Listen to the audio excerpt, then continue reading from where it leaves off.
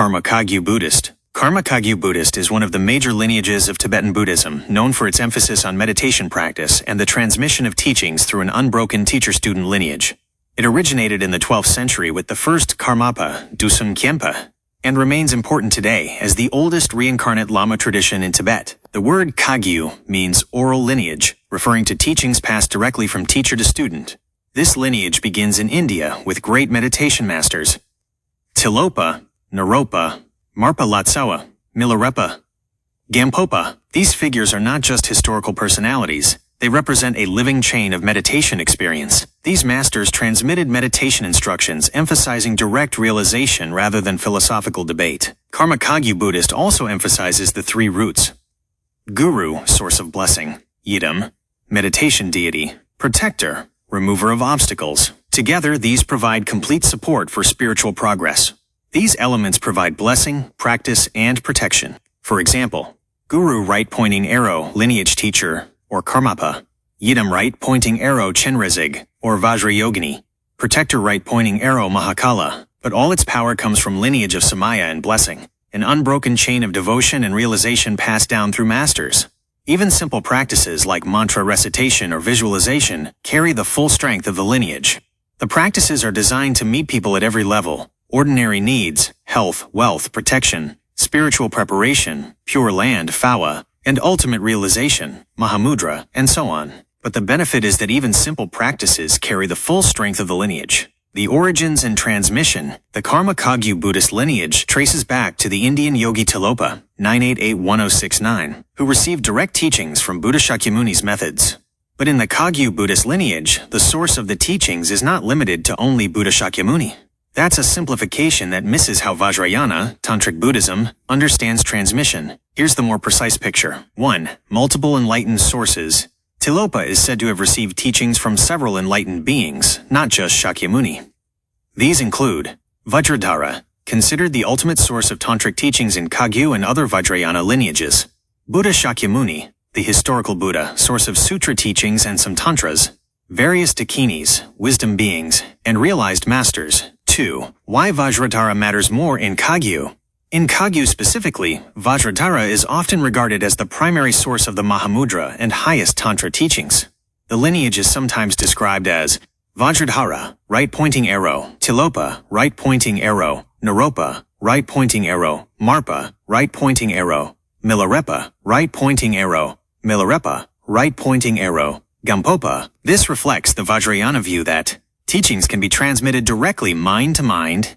Enlightened reality itself, personified as Vajradhara, is the deepest teacher. 3. Role of Buddha Shakyamuni. Buddha Shakyamuni still plays a foundational role. He is the historical Buddha who turned the wheel of Dharma. Many tantric teachings are said to have been taught by him in esoteric contexts, but in Kagyu narratives, he is not the only, or even always the immediate source of the practices Tilopa received. Bottom line, not just Buddha Shakyamuni. Kagyu teachings trace to multiple enlightened sources, especially Vajradhara. This reflects the Vajrayana model of transmission, which is broader than strictly historical lineage, and his disciple Naropa passed these teachings to Marpa the translator who brought them to Tibet. And the Milarepa, 1052-1135, Tibet's most famous yogi, Milarepa, became Marpa's disciple and embodied the Kagyu path of meditation and ascetic practice.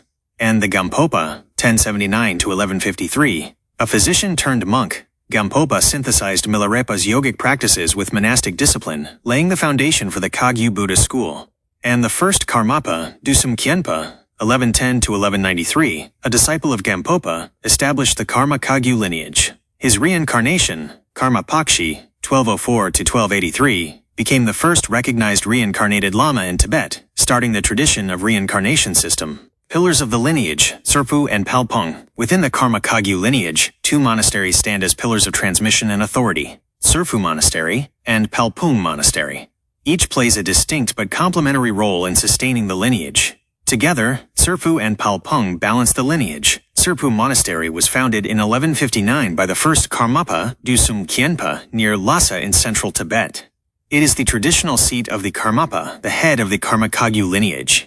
Serpu represents the throne of the lineage, the central authority from which the Karmapa guides the tradition. For centuries, Serpu has been the heart of the lineage, symbolizing continuity and leadership. The Palpong stands as one of the most remarkable expressions of the Karma Kagyu lineage, and Palpong embodies the essence of Karma Kagyu Buddhist, and the Palpong represents one of the most fascinating strands of the Karma Kagyu lineage. But in short, we can almost say the history of Palpong is the history of the Tai Situ Rinpoches.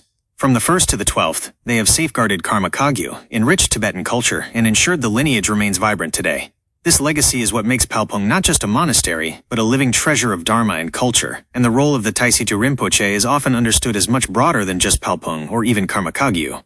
Many traditions describe the Tai Situ lineage as connected across multiple eras of Tibetan Buddhist history, including the times of Marpa Lotsawa, Milarepa, and even Padmasambhava. Core practices and principles. In Karma Kagyu today, Samaya, Tantric vows, and Guru Rinpoche, Padmasambhava, practice remains central, especially in the Kali Yuga era, when conditions are considered degenerate.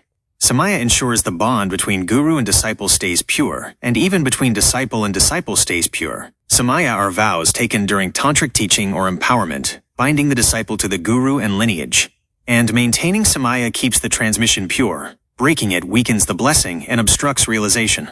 And ordinary practitioners uphold Samaya through devotion, ethical conduct, mantra recitation, and respect for three root. Although Guru Rinpoche is most associated with the Nyingma school, Karma Kagyu also holds his practices as vital because, in Kali Yuga, Guru Rinpoche is invoked as the protector of Dharma, ensuring that teachings survive and practitioners receive blessings and enlightened soon despite obstacles. Samaya protects the integrity of the lineage and ensures blessings flow unbroken.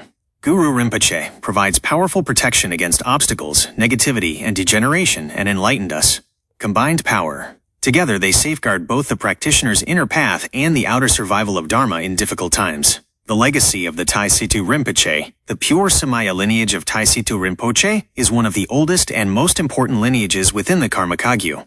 But the lineage of Tai Situ Rinpoche represents more than a single monastery or tradition. Its influence stretches across centuries, from the time of Guru Rinpoche through the lineage of Marpa and Milarepa to the founding of Palpong and into the global world today. This continuity makes Palpong not only historically significant, but a living embodiment of the Karma Kagyu tradition. First Tai Situ Rinpoche, 11th-12th century, recognized as one of the earliest regents of the Karmapa, helping establish the tradition of close disciples who safeguard the lineage.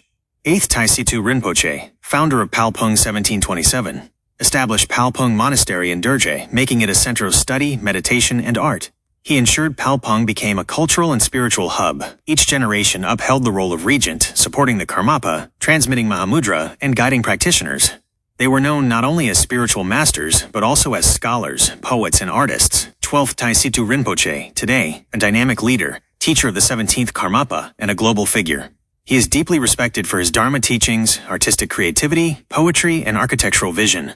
He has established Palpong Sherabling Monastery in India as the main seat in exile, training monks and lay practitioners, and spreading Karma Kagyu worldwide.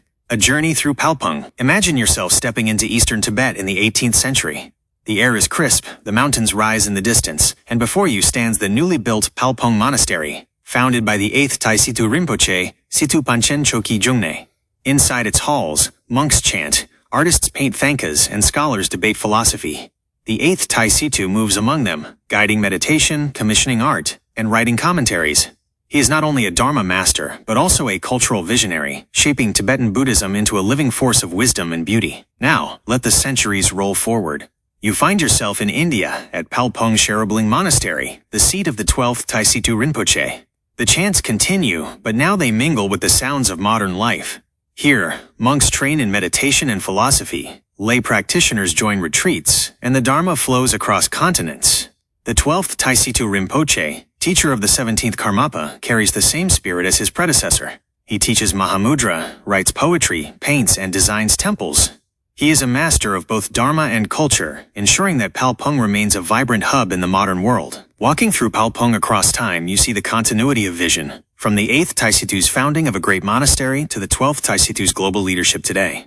Palpong is not just a building or an institution. It is a living stream of Dharma and creativity, flowing across centuries, adapting to each era, yet always rooted in the blessing of Karma Kagyu. The essence of the practice lineage, Karma Kagyu, is more than a Buddhist lineage. It is a living stream of wisdom flowing from the great Indian yogis Tilopa and Naropa through Tibet's beloved Saint Milarepa to the present day. Known as the practice lineage, it emphasizes meditation and direct experience over mere theory. guiding practitioners to discover the luminous nature of their own mind. From the profound heights of Mahamudra to the simple power of compassion mantras like Om Mani Padme Hum, Karma Kagyu offers a path for everyone. Scholars, meditators, and ordinary people seeking peace, health, or hope at life's end. Its strength lies in the blessing of an unbroken lineage, embodied in the Karmapa, and its relevance shines even in our modern world, offering timeless practices for enlightenment, protection, and everyday well-being. At the center of Karma Kagyu teachings is Mahamudra, often translated as the Great Seal. Mahamudra refers to recognizing the true nature of the mind, beyond thoughts, emotions, and conceptual thinking, and beyond concepts and confusion. This path unfolds through 4 stages. 1. Tse-chik, one-pointedness, stabilizing the mind and training the mind to rest without distraction, and developing stability and focus so awareness is not scattered. 2. Troi-drail, freedom from elaboration or conceptualization, seeing thoughts clearly and going beyond conceptual thinking and mental fabrications, and recognizing the mind's nature as free from dualistic elaboration. 3. Ro-chik, one taste. All experiences share the same nature, and realizing that all experiences, pleasant, unpleasant, neutral, share the same essence. Samsara and nirvana are seen as inseparable in the nature of mind. 4. Gammed, non-meditation or beyond meditation, effortless awareness. The final stage, where practice and realization are fully integrated. No distinction between meditation and post-meditation.